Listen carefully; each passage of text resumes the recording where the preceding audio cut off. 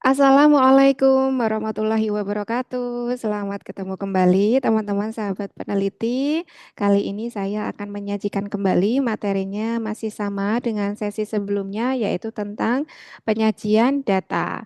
Kalau di sesi sebelumnya saya menyajikan materi tentang penyajian data itu khususnya untuk dalam bentuk tabel. Di sesi ini saya akan menyampaikan materi tentang penyajian data dalam bentuk grafik ya. Jadi barangkali para penyimak semuanya sudah sering mendengar istilah grafik, tapi di sini saya akan menyajikan lebih detail lagi sebenarnya tentang grafik dalam penyajian data itu seperti apa. Saya ingatkan kembali tentang penyajian data ya. Jadi kenapa penyajian data itu eh, penting dan memang harus dilakukan dalam sebuah rangkaian penelitian karena penyajian data ini adalah proses menampilkan hasil pengolahan data. Jadi setelah data dikumpulkan, kemudian data diolah, lalu perlu disajikan untuk ditampilkan hasil pengolahan data itu ke dalam bentuk tertentu, bisa berupa teks, tabel maupun visualisasi grafis sehingga informasi yang terkandung di dalam data yang diperoleh itu dapat tersampaikan dengan cepat, jelas, dan akurat. Nah, ini saya sedikit mengulang kembali tentang tujuan penyajian data secara singkat saja, karena di sesi sebelumnya saya sudah menyampaikan. Jadi, kalau tujuan penyajian data itu perlu dilakukan, karena yang pertama bisa menyederhanakan informasi, yang kedua memudahkan pemahaman, yang ketiga mendukung pengambilan keputusan, dan yang keempat meningkatkan daya tarik informasi. Lalu yang terakhir yaitu mempermudah komunikasi. Nah, jenis penyajian data ini saya ulas kembali ya. Ini dibagi menjadi tiga ya, penyajian data dalam bentuk tabel, kemudian penyajian data dalam bentuk grafik atau diagram, lalu penyajian data dalam bentuk narasi. Di sesi sebelumnya saya sudah menyampaikan penyajian data dalam bentuk tabel. Nah, di sesi ini saya berfokus dulu dari penyajian data dalam bentuk grafik. Nanti untuk yang penyajian data dalam bentuk diagram di sesi berikutnya. Nah, ini saya coba lebih rinci lagi ya tentang penyajian data dalam bentuk grafik. Nah, ini saya sampaikan dulu nih pengertian grafik ini karena grafik dan diagram itu seringkali seringkali tertukar atau disamakan. Sebenarnya grafik dan diagram itu ada perbedaan.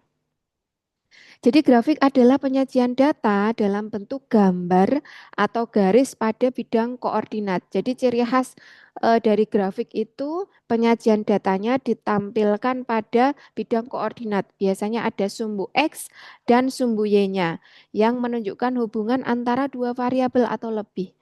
Grafik itu digunakan untuk memvisualisasikan perubahan, kecenderungan atau tren, atau perbandingan data secara lebih mudah dipahami. Nah, ciri utama grafik itu yang pertama, jelas, grafik selalu disajikan dalam bidang koordinat kartesius. Ada sumbu horizontalnya dan sumbu vertikalnya. Yang kedua, itu menunjukkan hubungan antar variabel karena biasanya variabel bebas dan terikat itu bisa disajikan dalam bentuk grafik datanya.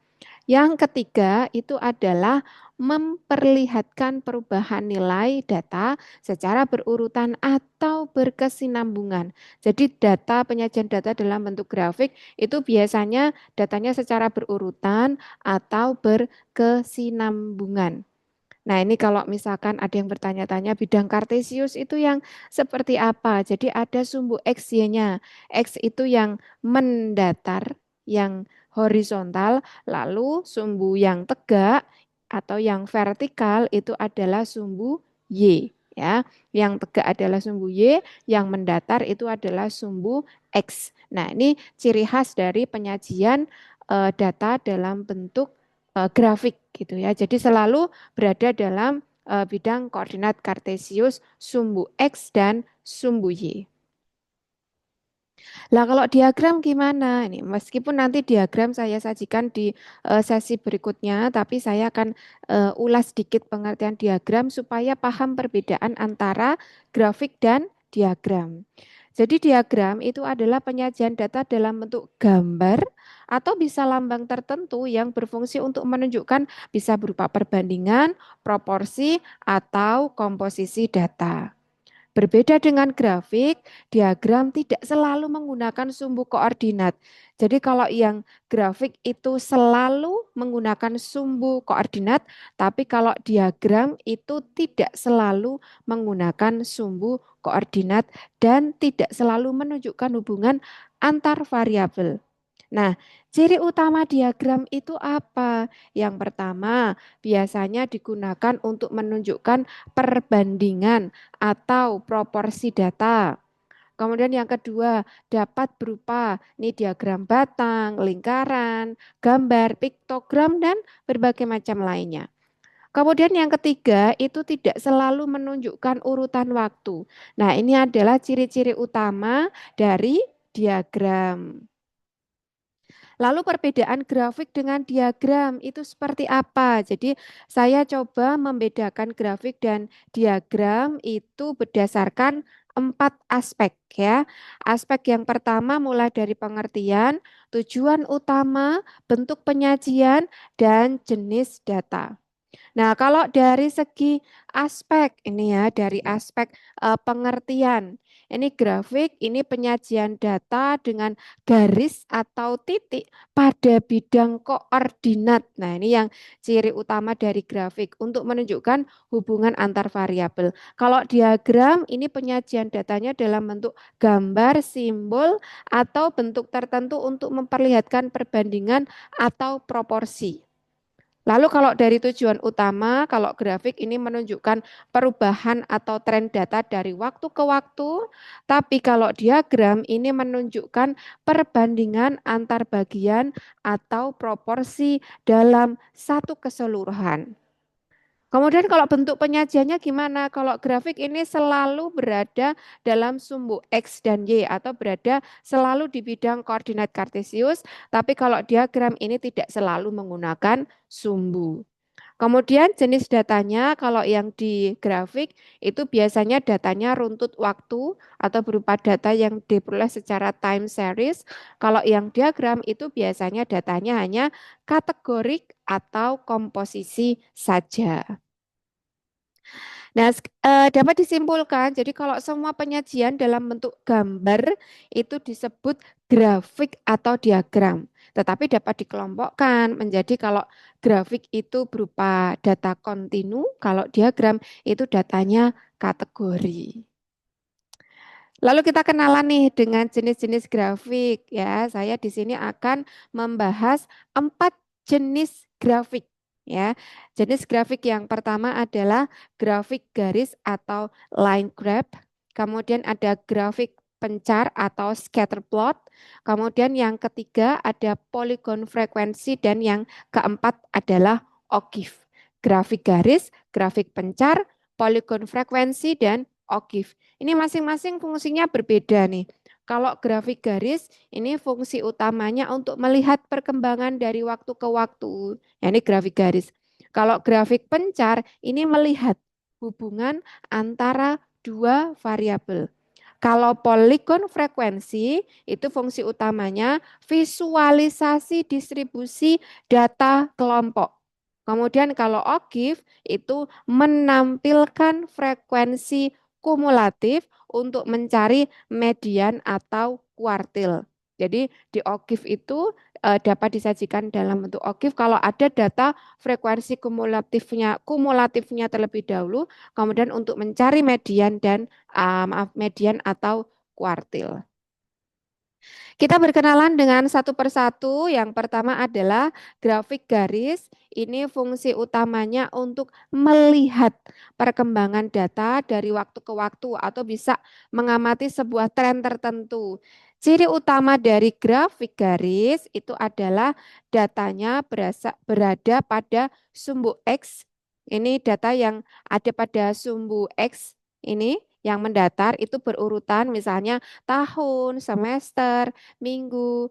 Kemudian cirinya titik data dihubungkan dengan garis. Jadi nanti ketika hubungan dari X, Y itu titiknya berada di mana, kemudian setiap titik data itu dihubungkan ke dalam garis tertentu.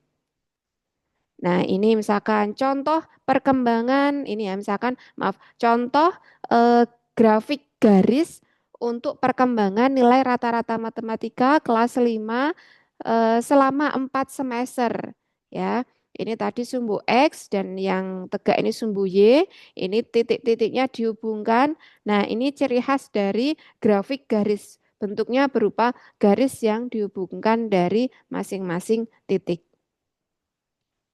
Kemudian kita kenalan dengan jenis grafik yang kedua, namanya adalah grafik pencar. Nah, fungsi utamanya ini untuk melihat hubungan antara dua variabel atau melihat korelasi. Ciri-cirinya dia hanya menampilkan titik-titik data dan tidak ada garis yang menghubungkan titik-titik tersebut. Kalau grafik garis tadi titik-titiknya dihubungkan dengan garis, tapi kalau grafik pencar itu hanya menampilkan titik-titik datanya tanpa menghubungkannya. Nah, ini misalkan contohnya nih hubungan lama belajar dengan nilai ujian. Lama belajar dalam satuan jam dan nilai ujiannya. Ini dihubungkan dalam titik-titik tertentu. Namanya grafik pencar nih. Jadi titik-titiknya tapi tidak dihubungkan loh ya. Jadi hanya menyajikan titik-titiknya saja untuk melihat korelasi. Lalu kita kenalan dengan jenis grafik yang ketiga namanya grafik poligon frekuensi. Nah, fungsi utamanya dia untuk menampilkan distribusi data kelompok ya, menampilkan distribusi data kelompok. Jadi ada interval kelasnya, lalu data di setiap interval kelas itu dihubungkan dengan garis. Ciri-cirinya dia pertengahan interval kelas itu sebagai titik. Jadi misalkan kita menggunakan dua blok data di sumbu X-nya sebagai representasi untuk interval kelas, maka di pertengahan titik di interval kelas itu sebagai posisi titiknya. Kemudian ciri yang lain seperti grafik garis hasil lanjutan dari histogram. Ini sebagai visualisasinya. Jadi ini misalkan contoh distribusi nilai ujian mahasiswa dalam kelompok di rentang skor. Misalkan di intervalnya 55 sampai 60. Kemudian di rentang yang kedua, ini rentang yang ketiga, rentang yang keempat ini adalah menunjukkan interval nilainya. Nah, kemudian titiknya itu adalah di posisi tengah di setiap intervalnya. Jadi posisinya di sini, ini adalah di titik tengah antara interval kelas pertama, ini adalah posisi tengahnya untuk interval kelas kedua, dan seterusnya. Gitu ya. Kemudian ini yang keempat adalah OGIF atau ini biasanya untuk menyajikan data berdasarkan frekuensi kumulatifnya. Fungsi utamanya ini untuk menampilkan frekuensi kumulatif dan berguna untuk mencari median dan mencari kuartilnya. Ciri utamanya ini titik berdasarkan batas atas kelas interval. Jadi setiap kelas interval itu titiknya berada di batas atas, kemudian kurvanya itu selalu naik, tidak pernah turun kalau OGIF gitu. Nah, ini contohnya misalkan total siswa yang lulus pada atau di bawah batas nilai tertentu. Ini OGIF untuk frekuensi kumulatif nilai matematika. Ini yang mendatar sumbu X-nya adalah untuk nilainya, yang ke atas itu adalah frekuensi kumulatif.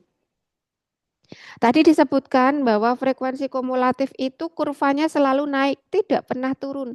Karena frekuensi kumulatif itu adalah penambahan jumlah frekuensi di tahap tertentu.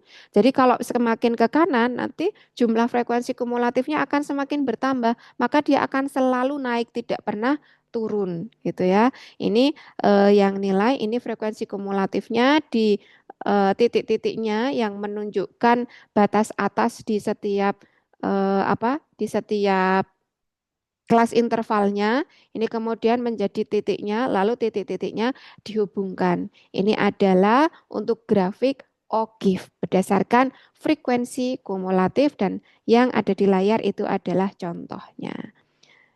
Oke, selesai.